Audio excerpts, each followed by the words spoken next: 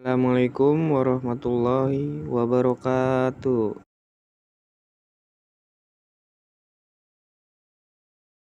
Perkenalkan, nama saya Aldrian Nur Ramadhani, kelas 12 IPS 4. Di sini saya mau menjelaskan tentang pemanfaatan penginderaan jauh untuk tata guna lahan. Pemanfaatan penginderaan jauh untuk tata guna lahan. Tujuan pembelajarannya adalah setelah kegiatan pembelajaran 2 ini, kita diharapkan mampu memahami konsep dan klasifikasi tata guna lahan, dapat menganalisis unsur-unsur interpretasi citra dan peran penginderaan jauh untuk kajian tata guna lahan. Selanjutnya yaitu pengertian tata guna lahan. Pengertian tata guna lahan adalah wujud dalam ruang di alam mengenai bagaimana penginderaan tertata, baik secara alami maupun direncanakan. Faktor-faktor yang mempengaruhi penetapan tata guna lahan. Yang pertama, faktor fisik.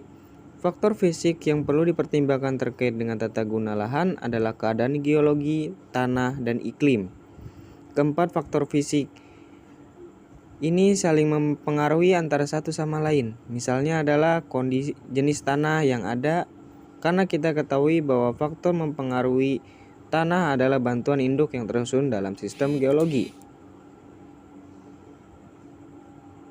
Yang kedua, faktor biologis. Faktor biologis yang perlu diperhatikan dalam tata guna lahan adalah vegetasi, hewan, dan kependudukan.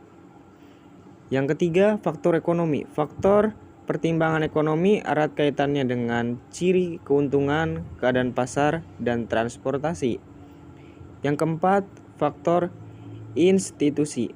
Faktor institusi dicirikan oleh hukum pertahanan, keadaan politik, keadaan sosial, dan secara administrasi dapat digunakan. Kita mengetahui bahwa ada beberapa lahan yang tidak boleh dimanfaatkan dan digunakan untuk kepentingan penduduk. Hal ini erat kaitannya dengan undang-undang yang telah dibuat. Sebagai contoh adalah lahan area yang digunakan sebagai wilayah hutan lindung. Selanjutnya adalah unsur-unsur interpretasi citra penginderaan jauh terkait tata guna lahan. Yang pertama adalah rona.